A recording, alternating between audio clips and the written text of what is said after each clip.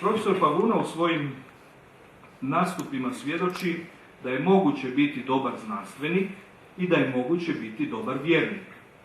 Taj put do dobrog vjernika u njegovom životu bio je naporan. Ovo dobro nemojte uzeti kao jednako savršeno. Svi smo mi grešni i slabi, to svi mi jako dobro znamo i dokumenti Drugog Vatikanskog sabora jasno kažu od koga je sve sastavljena crkva i što sve čini crkvu. Međutim, ovo traženje tog puta prema vjeri u životu profesora Pavune se isplatilo. Profesore, dobrodošli. Teologija kaže da je vjera dar. Međutim, vi ste se za taj dar, ako smijem tako reći, borili, tražili ste ga i na kraju ste ga izborili. Da, ali ne znam, me čujete dobro, ali priča je malo kompleksnija i ipak ću malo objasniti, jer je bitna. Bitno je da sam ja ipak rođen u boljševičkoj tada Jugoslaviji i kad me majka krstila, bila je 3 put pozvana na razgovore kod sekretara partije zašto me krstila. Jer nije u svim gradovima bilo lagano, mi smo tad živjeli u Osijeku. I iako sam ja iz katoličke obitelji, i Hrvat i tako dalje, moji roditelji i obitelj su bili jako proskribirani od boljševika i komunista na vlasti u to vrijeme. I ja nisam imao nikakav nominalni katolički odgoj, jer su roditelji htjeli da budem što slobodniji, jer su smatrali da će biti preopasno. Jer moji djedovi su bili u logorima, moj tata je preživio križni put, da ne pričam strave koje smo proživljavali, iako nikad nije niko mrava zgazio. Ali nije bilo bitno to. Bitno je da sam, kad sam došao iz Osijeka u Zagreb, i sad ću se dići da mi vidite vi od straga, jer je ovo važno, kad sam došao iz Osijeka u Zagreb, da bi išao u gimnaziju, morao sam položiti prijemni ispit za 5. gimnaziju, koja je bila prirodoslovno matematička, u to vrijeme se polagali prijemni ispiti. I to je bio prvi događaj moj života, se jako priredio i došao sam onako kod dijete iz Osijeka, znate, sam odugovlačio kao svi Osječani. A tu su bila prilično ovako šminkerska, što bi rekao, zagrebačka djeca. Međutim, ja sam položio prijemni ispit. I imao sam 100% iz matematike, ne 99%, 100%. Sad kad vi dođete u jednu elitnu gimnaziju, kao što je 5. gimnazija bila u bivšoj Jugoslaviji i Hrvatskoj, i dođete na prvi sat matematike i razrednica pita tko je Davor Pavuna. A vi iz zadnjeg reda, neki Osječani, dolazite na Ploču, imaju sa odmah reputaciju izvrsnog matematičara. Što sam bio? I nakon toga je došla i glazba, rock and roll i sve skupa, ali moj mentalni sklop kao gimnazijalca je otprilike kao ovaj sadašnji premijer. Nekako šizofrenični, mali, slučajni tip.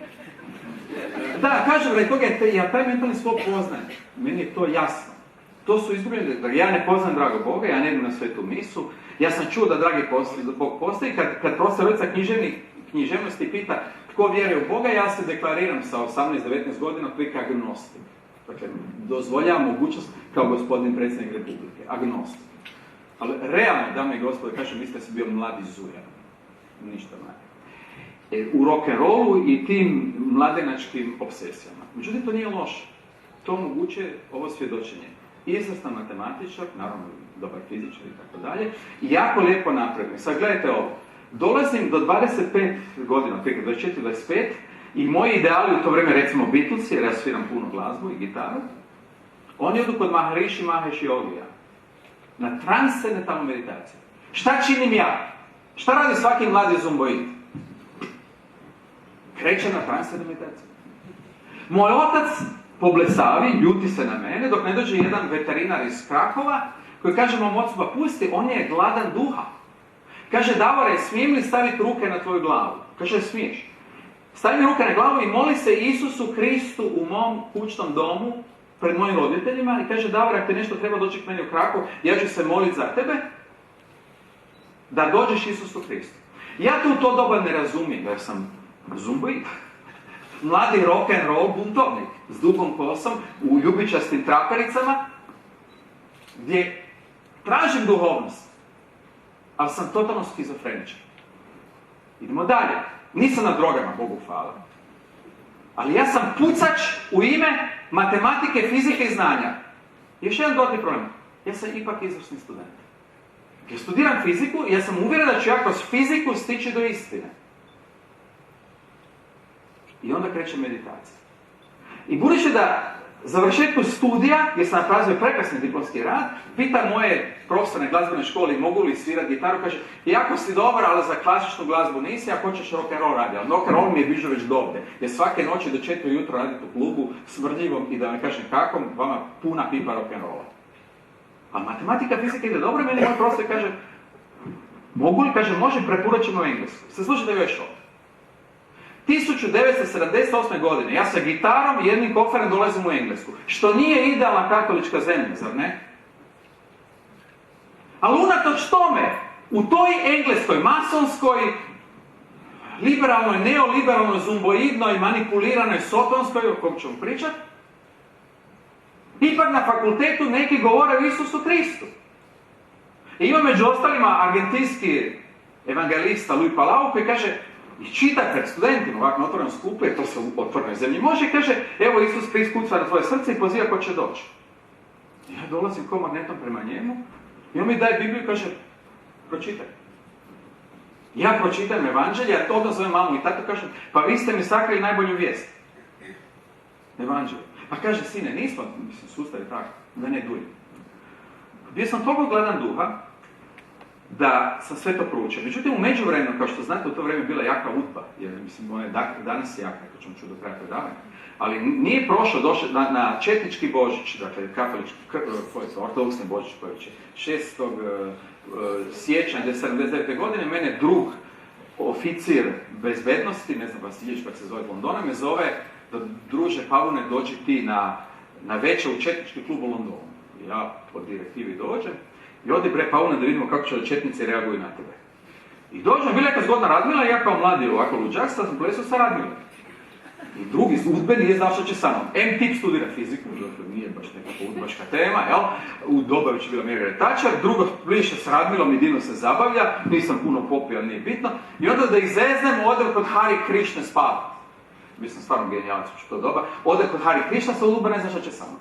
I onda sam prošao u to vrijeme tražeći Hari Krishnu, Munovce, zen budizam, hinduizam, proučio kabalu, svaki okultizam, proučio sam Kuran, sjetite se nekakve sekte, išao sam posebno.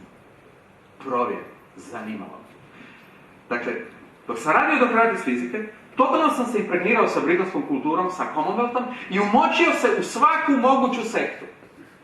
Da, ja sam bio u Zen Nirvani, da, ovako sam sjedio pred bijelim zidom, ovako, 3 dana, u meditacijskoj pozi, 3 dana. Da, ja sam spavao kod Hari Krishna. Da, ja sam bio gdje je Buda sjedio ispod drveta. Da, ja sam bio kod Sai Babe. Da, ja sam, ne znam, hoćete, bio sam kod, kako se zovu ovi, u Utahu, Mormona, bio sam kod njih. I da ne duljim, kad sam došao u Indiju jednom usred puta partije kod Sai Babe, zamolio sam držati cijelom fakultetu predavanje o međudjelovanju čovjeka i prirode i komunikaciji po čovjeka i Boga. I ja njima pričam i nakon toga mi kaže rektor, kaže, pa šta ti radiš ovdje? Pa vi imate Isusa Krista, šta ćeš bolje? Ja se skručeno vratim natrag i sad ne duljim. Dođem u Zagreb na Jordanovac kod dr. Tomislava Ivančića i patra Zvijezdana Linića na duhovnoj vježbi. Tu smo već jesen 81. godine. U to vrijeme ja sam još predao na Harvardu, bio sam još poznat po cijelom svijetu, moji uređaji su bili od Canberre do Bombaja i tako dalje. Ali daj mi gospoda, da ste gledali unutra u mene, sad tog trenutka već postoji teoretski Bog. Teoretski Bog.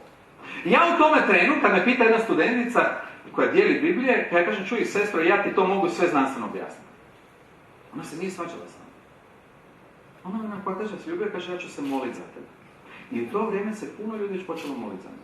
I kad sam došao kod Tomislava Ivančića, Zvijezdana Linić na Jordanovac, 81. godine u rujnu, sjedim ovako u publici, bilo se manje nego vas ovdje, bilo se jedno 30.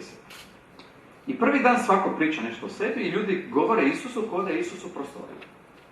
Isus je ja ovo, Isus je ona, kaže čekaj, ko ovdje lud, ja sam fizičan, tako. Ja tu Isusa ne vidim. Stane sve mjerne uređaje moje, ali tu Isusa ja ne vidim. Ovdje neko lud. Ali to nisu bili neozbiljni ljudi. Vidim dr. Ivančić zna, napisao knjigu Susret sa živim Bogom. Gledam Linića, a Linić oličenje skromnosti ljubavi. Fratar. ništa ne priča znanjem, ali ono srce, koje sam rekao u početku, rastapano. I sad gledam sebe, mladi zujan, još uvijek šizofreničan, tu je neki Bog, ja to bož nešto znam, ne mogu se oženiti, nema kakve relacije, tu ništa tako, ne? A ovaj je jednostavan, skromni i priča jednu jedinu znanost, oprost i ljubav. Da vam ne pričam, drugi dan, oni su radili molitve isceljenja, stavili su na mene ruke i počeo sam plakati u nekim fazama. To je curilo, nije bilo gori slučaj nego ja, ali to je curilo, bile su neke rane. I tu drugu večer, počeo vam ovo ispričati da čujete do kraja. To je bila totalna agonija cijelu noć. Otprilike je išlo ovako, tko je ovdje lud? Ja sam već prošao Harvard, ja sam bio u Parizu, za svud po svijetu držao predavanje, ja sam bio u fizici već jako dobar, kao mlad čovjek, inteligentan, znao sam dosta toga i napred. Ali oni govore da je dragi Bog su prisutan, da je živi, da je rekli smo Indiji, pa čekaj, Isus Hrista najveći. Dakle, šta je tu istina? Kako je moguće da netko koji je prije 2000 godina otišao, da je on sve prisutan i sve moguće? Znači, nešto moram promijeniti u fizici. Ili ću sačuvati fiziku, ondašnju kako sam tada razumijevao, ili ću morat prihvatiti postolat da dragi Bog jest, pa prilagođavati fiziku tomu. Ja te noći nisam spavao. Ali gledajte poštenje čovjeka. Ili dragi Bog jest živ, ili nije. To mi se desilo još par puta živ. To je fundament. Bio sam toliko kvalitetan istraživač, da sam rekao ili. I da ne duljim. To se desilo na dubljem nivou. Uratno drugo jutro kad dolaze darovi i kad ljudi počnu govoriti, odjednom meni sjedi ovako u dvorani i kad svi nešto se zahvaljuju, odjednom iz mene iscuri, gleda ko govori, kaže: Isuse, hvala ti na prvim riječima na mojim usnama. Poslije mi kaže doktor Ivančić i pater Zvjezdanić, kaže, to govori Duh Sveti. Pazite, ja sam zelenjava, ja sam još jako tu zelen. Dakle, nisam zdravo vjerni, to iscuri, ali vi ste još krhki. Ja još nisam produbio to. Išao sam i dalje na duhovnu vježbu k njima i drugdje.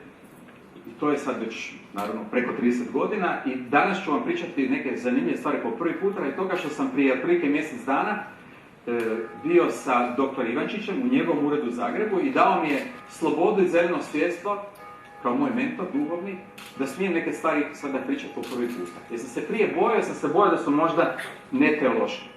I danas ću vam ekskluzivno neke stvari pričati koje proizlaze iz znanosti, koje su bitne za vjeru, do te mjere da insistiram, i rekao sam na Hrvatskom katoličkom sveučilištu u Zagrebu, da ćemo morati naučiti i naše svećenike i laike više znanosti. Jer ćete vidjeti, kad znate više prirodno znanosti, daću vam brojeve, vaša vjera se eksponencijalno pojačava. Do te mjere, i sad se vraćam na vaš uvod, šta je bilo bitno? Ljudi, nije znanost došla iz neke galaktike. Kopernik je bio, kao i Newton, kao i Bošković, što su sve bili svećenici. Iz njih je curila znanost kao podsvijest. Descartes je napisao 32 postulata, dragi Bog jest. Maxwell, Einstein, Tesla, Planck. Uopće nisam prvi. U stvari, slušajte preciznije, čak kulturološki. Civilizacija je iscurila iz judeo-kršćanske kulture. Rekao sam Don Bernardu prije predavanja. Velečasni, slušajte nezavisno nas, drago mi što je tu velečasni biskup. Dame i gospodo, namjerno pretpostavimo na trenutak suprotno. Mi smo svi u krivu i veliki dio predavanja ćemo odraditi sa tom pretpostavkom. Dakle, da dragi Bog ne postoji, ićemo sa stajališta tobož znanosti, to nije znanost.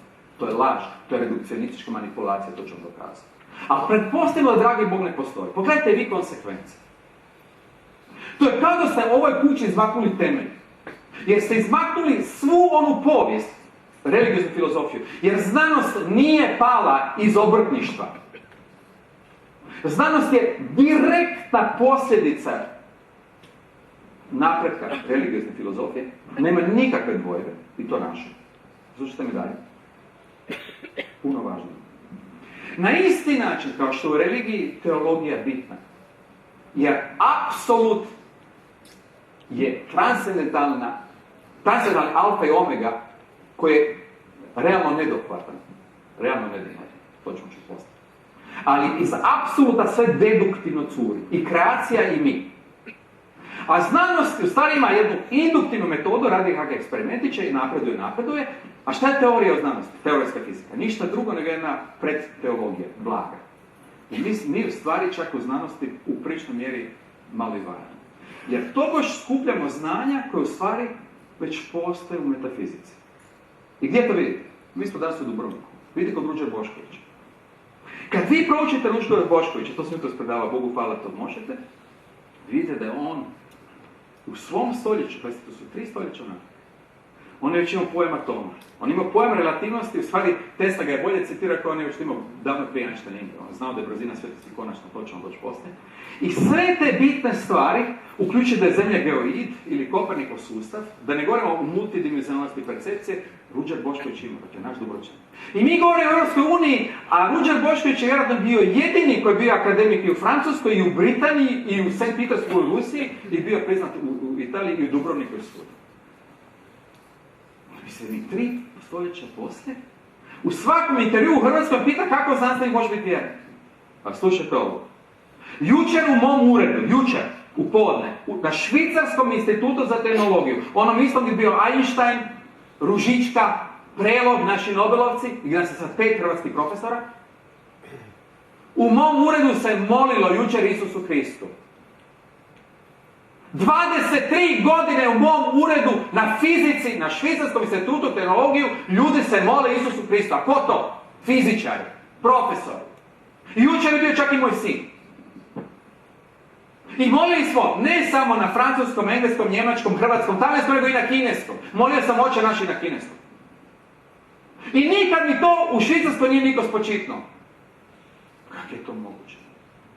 Pa znate kako počinje Ustav Švicarske? Provjerite na internetu, na 4 jezika. U ime dragog Boga svemogućega, mi građani Švicarske kantona i tako dalje. Ponavljam, u ime dragog Boga svemogućega. A ovo je tobož katolička zemlja na 85%, vjernice 95%, da li tako kreće naš Ustav? Europska unija u koju sad uskoro ulazimo, ja mislim da samo što nije anihilirala pojam Boga. Što je kretenarija i to odgovorno tvrdi. Jer ako dragi Bog ne postoji, slušajte, večeras ću vam dokazati koliko se može, jer govorimo o alfa i omegi biću, koji se ne može dohvatiti intelektom, nego transcendentalno kroz srce i ljubav. Zato shvatite da govorimo o kategoriji koja je dar. Točno što smo čuli u uvodi. Vjera je dar. Kao što je ljubav dar. I sad će vidjeti neke mrvice da bi govorio o toj vjeri. A budući da sad imam pola života. Imam pola života nevjernika, imam pola života vjernika. Ono točno što smo čuli u uvodu. Koja je razlika? Što kaže moja vlastna majka. I sva nas je onako više manje isto. Ali dame i gospodo, iznutra je dramatično drugačije. Ja se sjećam sebe kad sam imao recimo 24 godine. Iznutra je bilo jala, neke čudne ljubomore, neke nervoze, skizofrenije, želje, ne znam, svašta čudnoga s čim se ne snalazi kao mlad čovjek. Kad gledam danas, reći vam vrlo jednostavno. Kad bih rekao najljepši dar vjere, mir. Ako možete sekundu, svi samo zažmiriti, molim vas, učinit ću jedan eksperiment s vama, svi zajedno. Evo, samo zažmirite i pokušat ću vam projicirati što je u meni. To je lijepo, plemenito, to je pozitivno. Ja ništa, apsolutno ništa ne želim negativno. Ja želim samo da svatko od vas živi ljubav, da ste u punini, da svako bude sa dragom Bogu stalno totalno ispunjeni, da se vam se sve ispuni ono za što ste rođeni, da vaši najmili budu zdravi u ljubavi u harmoniji. To želim sebi, da želim svakom. To nije pitanje nacionalnosti, to nije pitanje zemlje, to nije pitanje ničeg drugog. Dame i gospodo, ste ikad htjeli vidjeti radostan Hrvata, sad ga vidite. Ja sam radostan ne radi što imam poziciju profesora, ja sam radostan ne zato što sam riješio mnogih problema u životu i rješavam i dalje. Ja sam radostan jer sam dobio stvarni dar vjere. Kad sam u prosincu bio u Mostaru držati predavanje, moj domaćin, gospodin Ostojić, kaže, zovete Vicka da dođeš u Među. Tamo kod Vicke, kod Vidjelice, 10.000 Italijana, automobili su skupa. Ja uzim preko reda, meni ne upadne. Ma ne nema veze, kaže kraj. Sjedim ja sa Vickom, pita Vicka, brate, dobro došao, ljubi me tamo. Šta, po čem sam to zaslužio? Kaže, šta želiš da molimo za tebe? Kaže, Vicka, ništa ne želim. Sve imam. Ja želim jedino biti sluga Božja. Pita mater moja, kaže, sine, pa ipak si pamet, imaš ti otišao, ne bi želio Nobelovu nagradu. Kaže, mama, da, za tebe. Ne znam. Sve što želim večeras, dame i gospodo, čutit će. Želim rajski vrt ovdje i sada. Ovdje u Dubrovniku, ovdje u Konavlima. Ne, ja neću srđ, ne, ja neću omblu, ne, ja neću manipulacije. Ja hoću Pelješki most. Da ova slobodna republika bude slobodna. Da moja Hrvatska bude moja Hrvatska. Da bude hvaljen Isus i Marija, što je normalno i to ne vređa nikoga. Dame i gospodo, ja se mlatim za Francusku. Pa ko normalan bi ukinuo francuske sirove, francusku šansonu, francuski konjak, francuska vinca, francusku kulturu. Ja sam se naježio. Pa ja neću ukinuti s time. Biti Hrvat, biti Dubračanin nije nešto protiv nekoga. Ako sam Hrvat i katolik, do zadnjega toma i to ću objasniti. To je to je proaktivna ljubav. Tu mi je prijatelj i brat, dr. Slobodan Lan, pitao mi je prije 2 godine kad smo bili u Dubrovniku za stolom. Pitao me, brate Davore, ti da si sad u raju, koga bi izabrao? I odlično pitanje postavio, on je pretpostavio, u prvoj aproksimacije bi zvao Newtona, Einsteina ili Boškovića za stolom. Ja mi gospodo ne bi. Zvao bih Isusa Krista. Onoga koji stvarno zna. To ne ide protiv znanosti. Znanost je legitimna i lijepa aktivnost, čućemo još i više. I daje puno uvida. Ali ovaj kojeg spominjem, čak ako niste vjernici, ajmo razmisliti. Šta sam naučio psihijatra i psihologa? Pa znate, ljubav je bitna, sad ću vam to pisati. Idemo redom. Već sa psihijatrijskog ili psihološkog stajališta, kad malo znate o životu, a ja, Bogu hvala, znam i kroz studente i razne situacije, oprost je bitan. Zašto sam išao kod Ivančića i Linića? Da bih oprostio samom sebi. Najveći problem nije oprostiti drugome. I to je proces. Treba moliti, treba. Ali oprostiti sebi, to je vrlo zahtjevno. I onda, transcendirati svađu s dragim Bogom. Nisam bio jedini koji se svađa s dragim Bogom. I to puno. Naravno, problem bio u meni. Ali mlad, divno. Danas znam. Da bi ljubav zaživjela i surila, morate naći mir u samom sebi. A to je upravo to o čemu govori Isus. Kad Isus govori, ostaju familiju, obitelj, sve živo, to ne znači da vi njih fizički definitivno napustite. Ne. A tvoj ego mora umrijeti. I reći o najljepšoj jednadžbi koju sam otkrio u životu. Ona vredi 500 trilijuna Nobelovih nagrada. Moja jedina ambicija za svakog vas i za sebe da sam nula. Totalna nula. I sad sve kamere snimaju. Moj poklon Hrvatskoj naciji, svakoj naciji na svijetu. Nula, dame i gospodo.